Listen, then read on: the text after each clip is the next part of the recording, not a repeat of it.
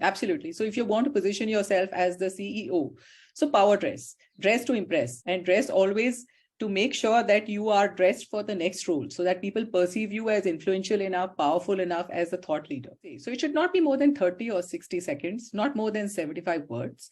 And what you should follow a structure even for your elevator intro. So the first thing is start with an attention grabbing hook or a question. Second thing is introduce the problem. That is, talk about what is the problem you're addressing. Third thing is talk about the solution. Fourth thing is what is the unique value you are adding. And the fifth part is differentiate yourself from competition. And the last is end with the CT. Because why are you saying all this? There is a reason why you're saying all this. You need to get to the point. So end with the CT. Like I said earlier, first impressions are not the last impressions. They can be worked on. And I found that the feedback I got from my friends, which I mentioned even in my LinkedIn post, was that I was very talkative.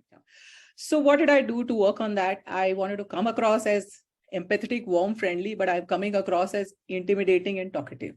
So I took a step back and I decided that the spotlight would not be on me, it would be on the other person. So I should listen more. 60% of the time I should listen and only 40% I should talk.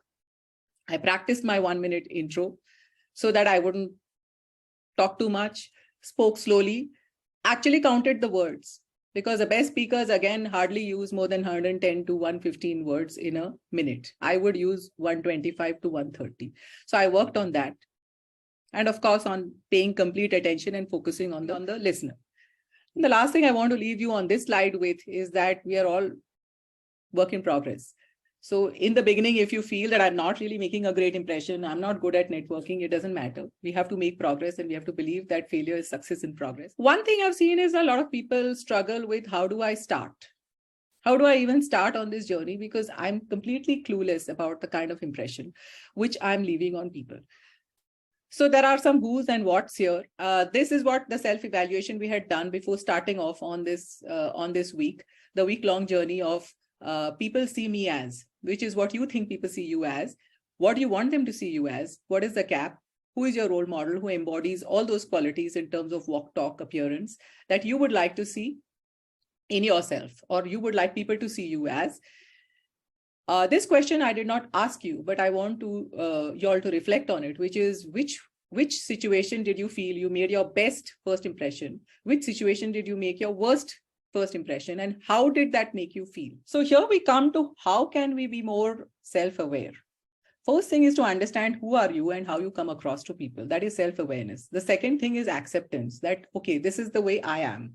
The third thing is, of course, knowing how to leverage your strengths and minimize your weaknesses. We can't eliminate our weaknesses entirely, but we can learn how to leverage our strengths and minimize our weaknesses. The fourth step is complete and unconditional self-love, because only when we accept who we are, that's when we can evolve into the best we can be. And this is a journey of evolution and transformation. I wouldn't call it self-improvement, because improvement means that you're starting from a place which is bad, which is not where you should be. That is why I don't use the word self-improvement. I use the word transformation. I use the word evolution. And in order to transform or evolve into the best you can be, you've got to accept and love yourself as you are. Great. So we are now going on to appearance. We cannot minimize the importance of appearance and clothes. They can either elevate your image, add to your confidence, and elevate your personal brand as such, or they can, the 3 Ds which I've talked about, distract from your message, detract from your charisma, and destroy your brand. So they can make or break you. I feel that for us to feel good, we must look good. When we don't look good, we are always kind of fiddling, we are nervous, we are wondering whether we are looking okay, adjusting stuff. It doesn't leave a good impression. So on hands, we've already talked enough about them. Hands must mirror what you're saying, because I told you that visually, it's far more impactful when you use the hands and your message gets reinforced and absorbed and retained better. Eyebrow flash. Has anybody used this? Often in office, you've seen, especially the millennials, they'll do this. Hey. And I used to find it very funny, but I've realized that when you do this, it means that I'm friendly, I'm approachable, I'm a warm person. So it helps to establish that instant connect. Smile. So the fake smile, you know, how are you? People are, they're smiling only with this part, right? A real smile goes up and your eyes actually crinkle, right? So you can see it here. You use your entire cheek muscles, and that's called a genuine smile. And you can practice that. I'm not saying that it's not possible. You can practice. The minute you see a phone and you see women in front of their phone, what happens when they are taking a selfie, right? The phone is coming here and the smile is automatically coming, right? So you can practice that even with the customer. You use smile, eye contact. All these help to release oxytocin. Oxytocin is the like hormone, and therefore it improves your likability and trust. Launch stance. Here we are talking about the shoulders held back, no arms crossing, no fidgeting, no touching your face, right? We talked about voice modulation, Chimu. You had talked about having a high-pitched voice. And again, research proves that people believe that those with lower pitched voices are more confident, authoritative, and influential. So what I'm trying to get at is everybody's voice sounds best and is most clear in a certain range. You can discover your range and you can work on it by recording your voice, listening to it, and also taking feedback. We already talked about the importance of listening. Empathetic listening is another thing which is very, very important because when people think that you're not paying attention or not understanding, then they obviously lose interest in you. We already talked about the conversation starters, which should in some way find common ground or link with something interesting happening either in the meeting or in the office. For example, in the office, you could ask a question like, what is the latest project you're working on? Or what has been the highlight of your day so far? Or how has your day been going so far? All these are questions which are different from normal, and they could be great conversation starters. Use humor. Humor always connects. I remember that in one of the networking meetings I had gone to, I told them in my last meeting, I couldn't even, I couldn't even open my mouth. I was late. I felt so uncomfortable. Thank goodness everybody's here.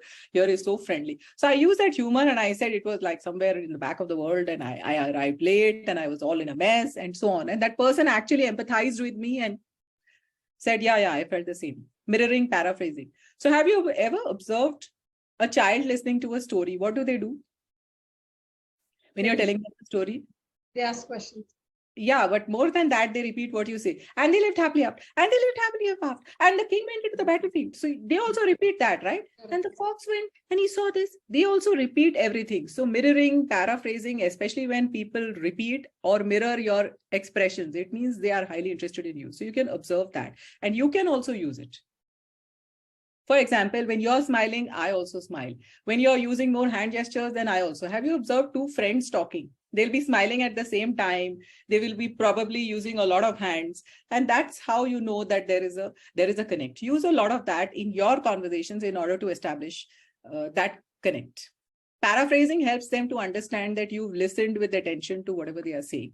Of course, be authentic. Priya, you were talking about that, right? That what you are, what you should be authentic. You can't fake it for long. So it's best to be authentic. Open-ended questions we asked about. Now, there's a behavior expert called Chase Hughes, who's given two very important cues on how to use sensory words and adjectives in order to instantly establish a rapport with people. For example, people experience the world through one of their senses. Primarily, they use one sense dominantly in order to experience the world. That's called the primary intelligence type. For example, a musician will experience the world through their ears. So they will say, oh, that sounds great. I'd love to hear that. Those are the kind of sentences they will use in their conversations, and you must mirror the same thing. So you must also say, I can't wait to hear back from you, and so on. Similarly, with a trainer, a personal trainer, the primary sense they use is touch. So they may say that this feels good. And then you must use similar phrases. A painter may use something which is more visually. I can see that. Or we see eye to eye.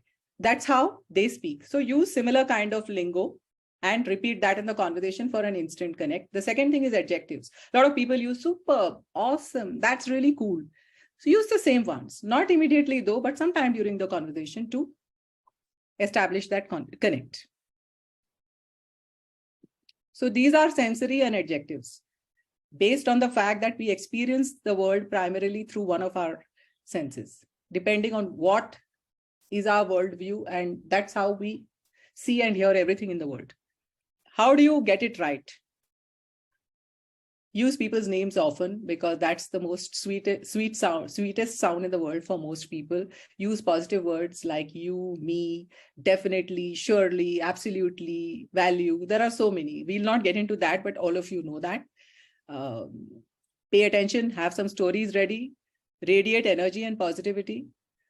So there's something called a triple threat. So when you use eye contact, your hands, as well as your eyes and your body language. So eyes, hands, and body language. You cross all three levels of trust. This is how people decide whether they are trusting you or not, based on your eyes, your hands, and your body language. And when all three are positive, you cross all three levels in order to establish trust. So use all three effectively. This is obvious. Use words which are more visual. Give before you ask. Be punctual. And if you're nervous about any meeting, keep a buddy or a friend along with you. That reduces your nervousness. We'll very quickly go through how do you know when you're getting it right. All this is fine. Appearance, body language, communication, show your hands, posture, eye contact, smile, etc., etc. Everything we've got. Use positive language, carry positive energy with you, think that you're excited and you will be, and so on. But how do you know that you're getting it right? How do you know? Feedback. Apart from feedback, you will be able to understand even from the conversation itself. First of all, they'll remember your name.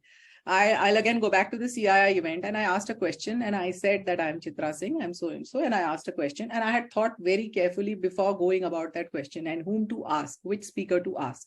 The speaker who spoke about diversity and equity and the glass ceiling, I asked her the question, what do you think are the reasons women hold back in their careers? And are they the 4 M's, the M's which block women and hold us back, which are mobility, motherhood, and marriage. These are not 4, sorry, 3.